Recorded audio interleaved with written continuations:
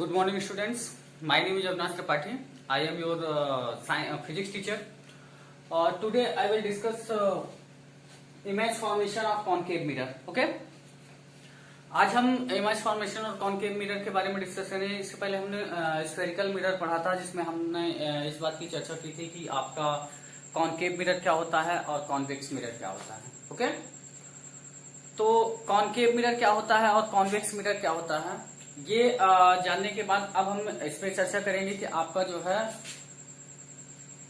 Concave mirror पर image formation कैसे होता है। ठीक है, कॉन्केव मिरर पर इमेज फॉर्मेशन कैसे होता है। ठीक है, इस बात की हम चर्चा करेंगे आपसे।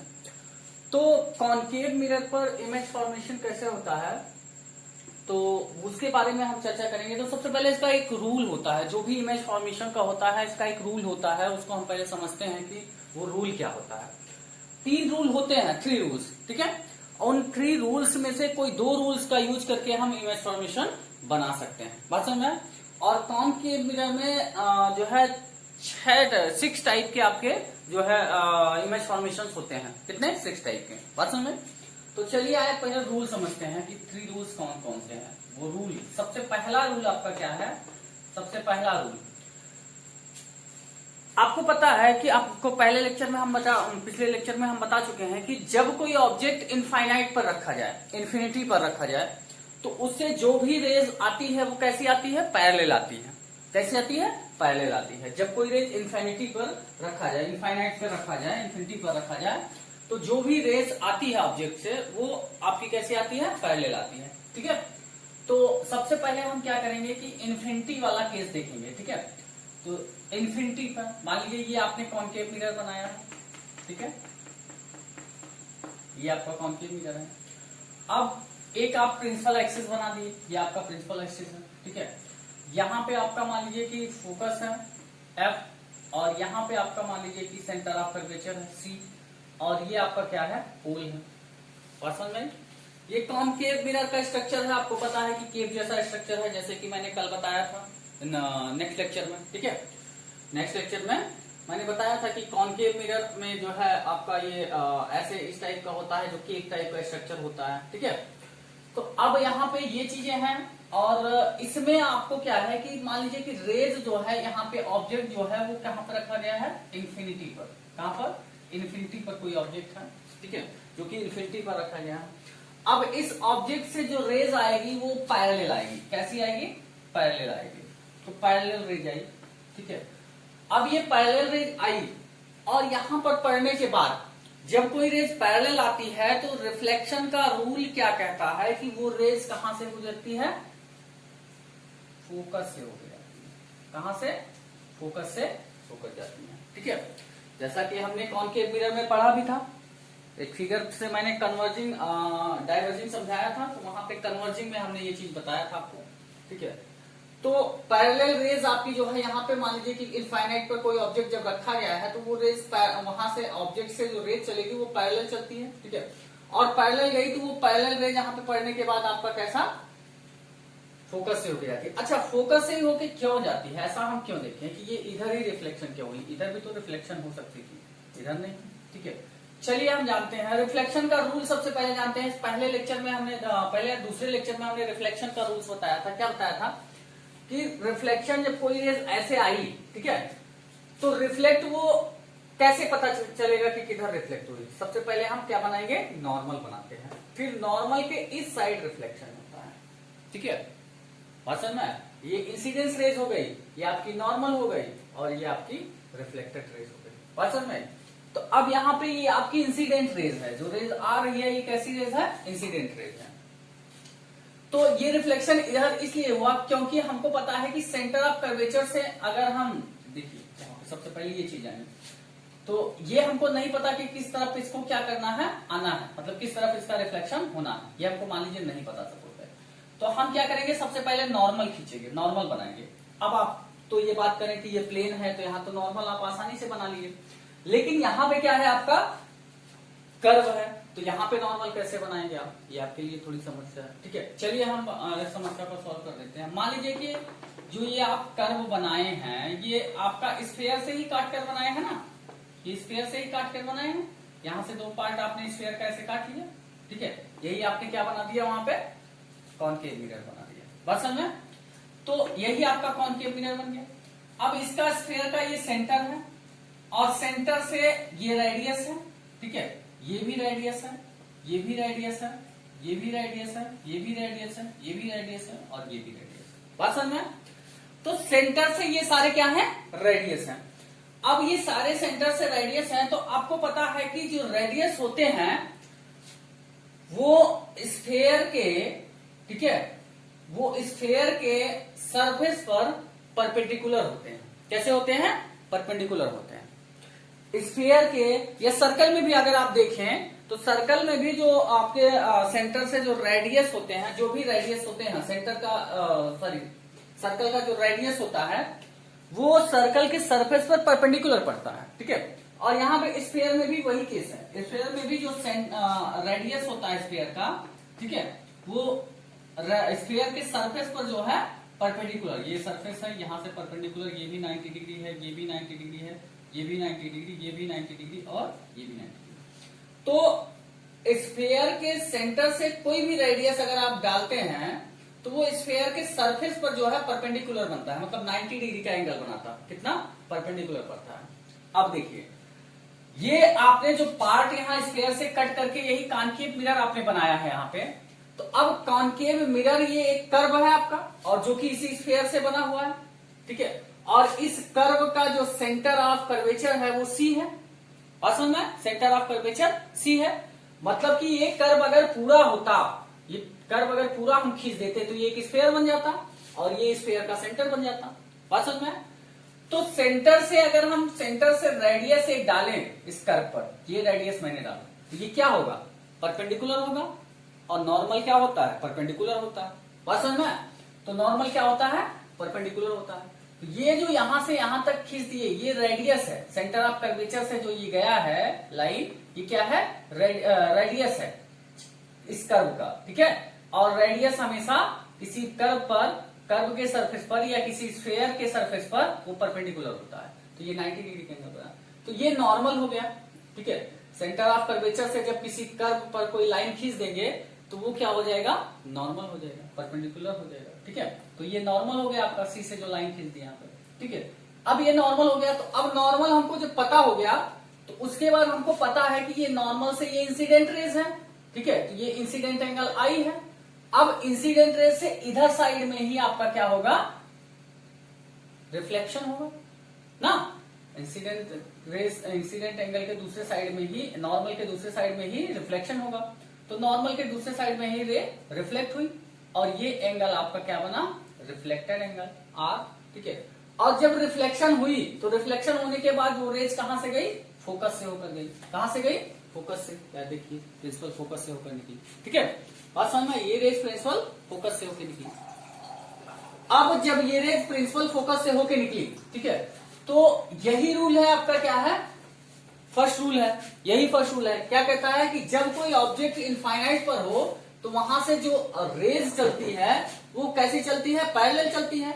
और पैरेलल चलती है तो जो वहां पे पड़ने के बाद वो क्या हो जाती है? फोकस से होकर गुजरती है। कहां से? फोकस से। पैरेलल चलने वाली रेज और जब कॉनकेव मिरर पर पड़ती है तो वहां से रिफ्लेक्ट कैसे होती है? किस तरफ रिफ्लेक्शन होती है? रिफ्लेक्शन होने के बाद फोकस से होकर गुजरती है। किससे गुजरती है? फोकस से होकर गुजरती है। चलिए एक रेज और ले लेते हैं, एक रेज और लेते हैं। इनफाइनिटी ऑब्जेक्ट्स है, ठीक है, ये लिए एक रेज और इंसिडेंस रेज ले लिया। अब ये इंसिडेंस रेज यहाँ पड़ने के बाद यहाँ पर भी अगर खींचे तो नॉर्मल यहाँ पे ऐसे बनेगा, यहाँ पे नॉर्मल खींचे तो ऐसे बनेगा, ठीक है। तो अब नॉर्मल खींचने की जरूरत नहीं है, अब हम समझ गए हैं, ठीक है।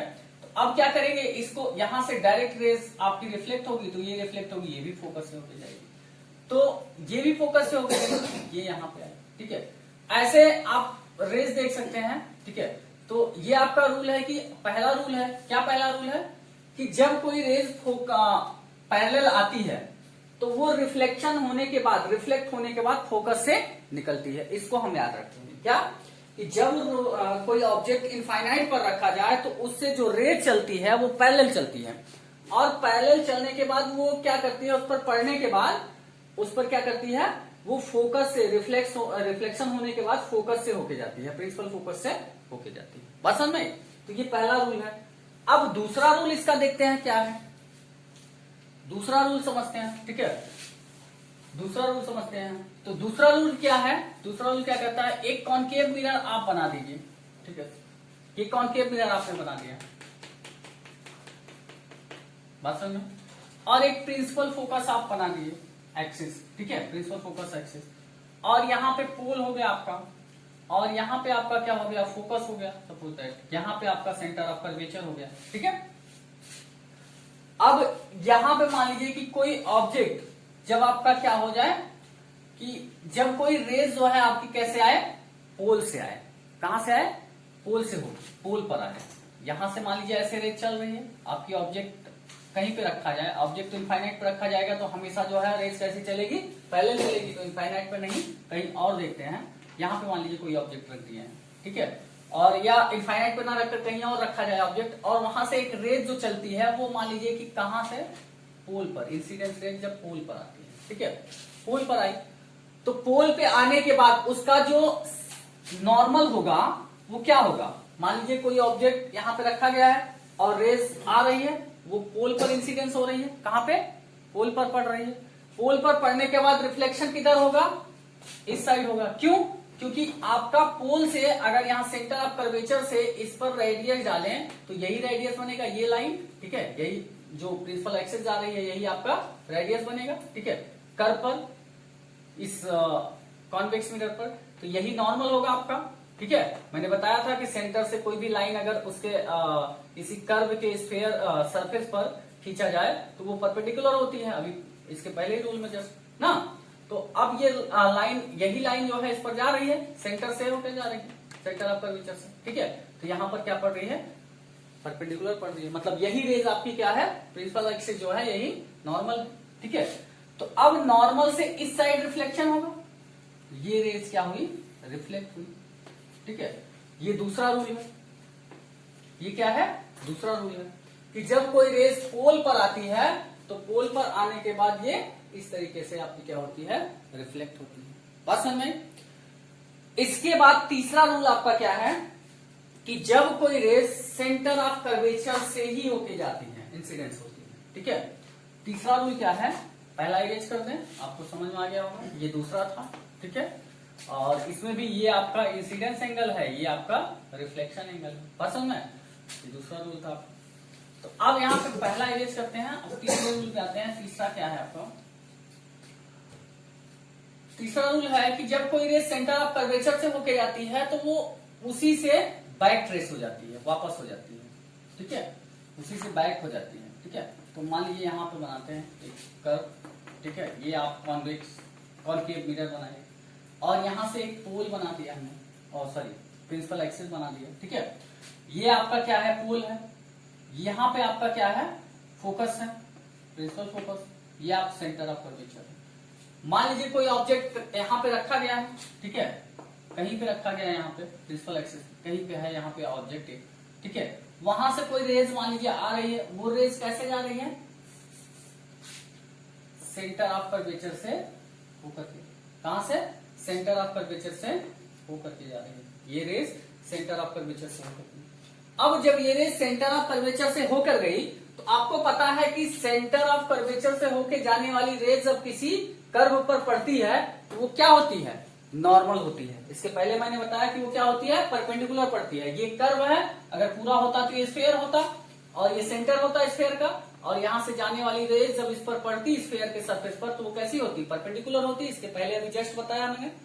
तो ये रेज, ये कर्व है, तो ये कर्व का ये सेंटर है, ये कॉनकेव मिरर जो आपका है ये एक कर्व जैसा है, तो कर्व का ये क्या है, सेंटर है, और सेंटर से होकर जाने वाला जो भी लाइन है उसके सरफेस पर, कर्व के सरफेस पर जब पड़ता है तो वो कैसा पड़ता है, नॉर्मली पड़ता है, परपेंडिकुलर पड़ता है। ठीक है, तो ये परपेंडिकुलर पड़ा। तो आपको हमने बताया है रिफ्लेक्शन रूल में कि जब आपकी रेज, कोई इंसिडेंस रेज नॉर्मली पड़े, परपेंडिकुलर पड़े, तो वो रेज उसी साइड में क्या हो जाता है, बैक हो जाता है, उसी लाइन पर बैक हो जाता है। ठीक है, तो वहां पे क्या हो जाता है, angle i is equal to 0, ये बताया था ना, angle r is equal to 0 reflection में। क्यों, क्योंकि दोनों रेज एक ही पर, तीनों रेज एक ही पर लाई हो जाती है। यहाँ पे यही नॉर्मल हो गया आपका, यही इंसिडेंस रेज हो गई, और यही आपकी रिफ्लेक्टेड रेज हो गई। तो यहाँ पर भी यही है क्या, नॉर्मल सी से होकर जाने वाला रेज कर्व के सरफेस पर जब पड़ता है तो वो नॉर्मल है आपका, और यहाँ से ये गया यही नॉर्मल है आपका।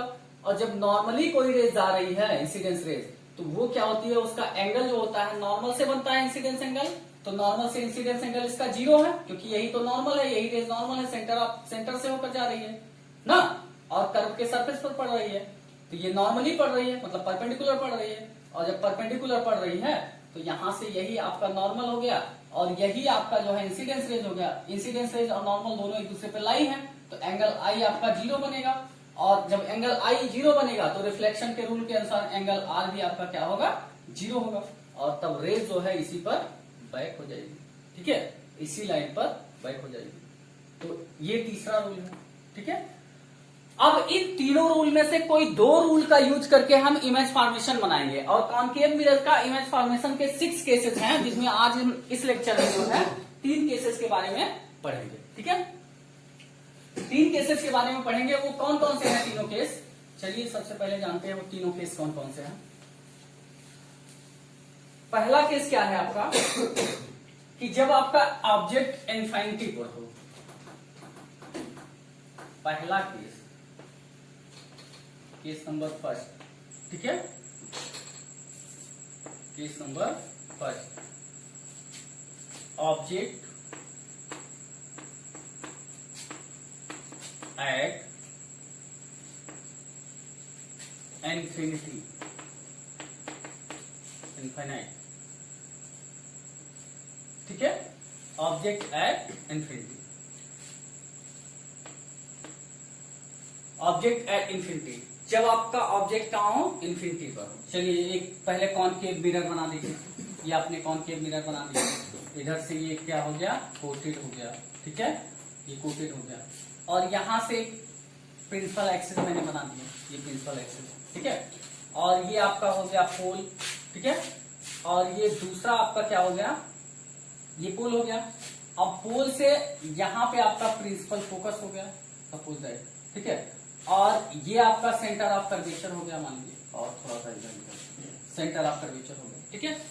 अब इनफाइनाइट पर कोई आपका ऑब्जेक्ट रखा गया, ठीक है, ये ऑब्जेक्ट है, तो अब इनफाइनाइट पर जब कोई ऑब्जेक्ट रखा जाता है तो उससे जो रेज चलती है वो कैसी चलती है, पैरेलल ना, पैरेलल चलती है, तो यहां से रेज कैसी जाएगी, पैरेलल जाएगी, तो ये रेज पैरेलल गई, ठीक है, और इस पर पड़ने के बाद यहां से रिफ्लेक्ट हुई।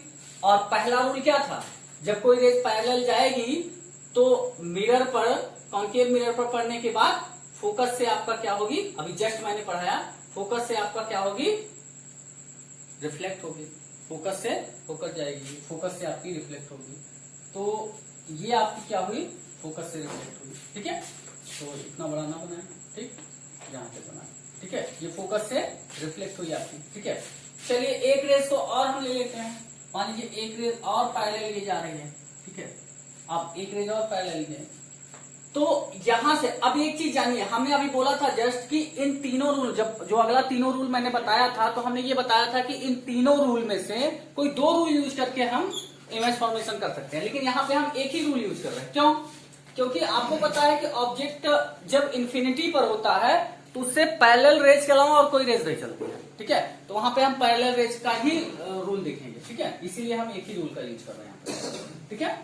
तो अब यहाँ पे ये रेज, ये पैरेलल रेज है, अब पैरेलल है तो इस पर पढ़ने के बाद आपके कॉनकेव मिरर पर ये कैसे रिफ्लेक्ट होगी, फोकस से होकर जाएगी, फर्स्ट रूल यही कहता है, फोकस से होकर जाएगी, तो आपका ऑब्जेक्ट कहाँ बनेगा, यहाँ, सॉरी इमेज कहाँ बनेगा, यहाँ बनेगा, और इमेज कहाँ बना है, आपके किस साइड में, ऑब्जेक्ट के साइड में, इसी साइड तो आपका ऑब्जेक्ट भी है और इसी साइड आपका इमेज बना है, जहां रिफ्लेक्ट होने के बाद रेज आपकी मीट करेगी वहीं पे आपका क्या बनेगा, इमेज बनेगा। तो रिफ्लेक्शन के बाद रेज कहां मीट की, इस पॉइंट पर, तो यही आपका क्या बना, इमेज बना, ठीक है। तो इमेज की 3 चीजें हमको लिखनी है, इमेज की 3 चीजें लिखनी है, क्या, पहला पोजीशन, पहला क्या लिखना है, पोजीशन, दूसरा क्या लिखना है, साइज, तीसरा क्या लिखना है, नेचर, ठीक है, पोजीशन, साइज एंड नेचर, ये लिखना है, ठीक है। तो पोजीशन कहां है, एट फोकस, देखिए एकदम फोकस पे बना हो ना, तो इमेज का पोजीशन कहाँ है, एट फोकस ना, तो यहां पे लिख दें एट फोकस। ठीक है, इमेज का पोजीशन जो है वो एट फोकस पर है।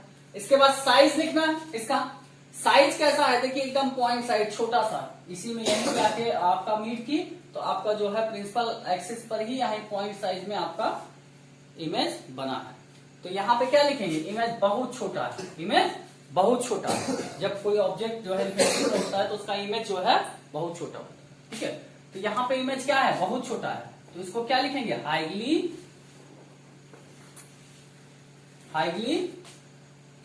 Diminished, highly diminished. इमेज कैसा है, हाईली डिमिनिश्ड। ठीक है, बहुत छोटा। ठीक है, इसके बाद नेचर क्या है इसका, अब इमेज जो बना है वो किस साइड में बना है, ऑब्जेक्ट के साइड में बना है। तो ऑब्जेक्ट के साइड में जब कोई इमेज आपका बनता है तो वो कैसा बनता है, रियल बनता है। अगर इस साइड बना होता है इमेज आपके जो है इसके कॉनकेव मिरर के बैक साइड में, पीछे साइड में, ठीक है, तो वहां पे क्या होता है, आपका वर्चुअल होता है। लेकिन इसी साइड में बना है जिस साइड ऑब्जेक्ट आप रखे हैं, तो जिस साइड ऑब्जेक्ट रखे हैं अगर उस साइड इमेज आपका बनता है तो वो इमेज कैसा बनता है, रियल बनता है। और रियल के साथ इमेज हमेशा इन्वर्टेड बनता है। ठीक है, तो यहां पे लिखेंगे नेचर इसका कैसा है, real and inverted, real and inverted. ठीक है, रियल के साथ हमेशा इन्वर्टेड बनता है। ठीक है, तो ये पहला केस हो गया। चलिए अब दूसरे केस पे हम चलते हैं, इमेज फॉर्मेशन का दूसरा केस है। ठीक है, तो इमेज फॉर्मेशन का दूसरा केस हम देखते हैं। तो दूसरा केस में क्या है कि चलिए दूसरा केस समझते हैं क्या है आपका इमेज फॉर्मेशन का। दूसरे केस में हम देखते हैं, तो दूसरा केस क्या होता है, case number second, case number second. ठीक है, केस नंबर सेकेंड क्या है कि जब आप ऑब्जेक्ट, अभी आपने इनफाइनाइट पर ऑब्जेक्ट रख के देखा इमेज, ठीक है, अब इनफाइनाइट से थोड़ा आगे ले चलते हैं। ठीक है, जिसको हम बियॉन्ड सी कह सकते हैं, सी से दूर रहेगा, ठीक है, लेकिन सी के पीछे। ठीक है, तो हम क्या लिखेंगे इसको, बियॉन्ड सी। ठीक है, कहां रखेंगे ऑब्जेक्ट को, बियॉन्ड सी। तो चलिए बियॉन्ड सी रखते हैं। एक कॉनकेव मिरर हमने बना दिया। ठीक है, ये आप कॉनकेव मिरर बना दिए। ठीक है, एक प्रिंसिपल एक्सिस हमने बना दिया। ठीक है, ये प्रिंसिपल एक्सिस बना दिया। अब यहां पे क्या बना है, पोल बना दिए, और यहां पे फोकस बना दिए। ठीक है, और यहां पे सेंटर। ठीक है, सी, सेंटर ऑफ कर्वेचर। अब हमने क्या किया, बियॉन्ड सी रख दिया ऑब्जेक्ट को। यहां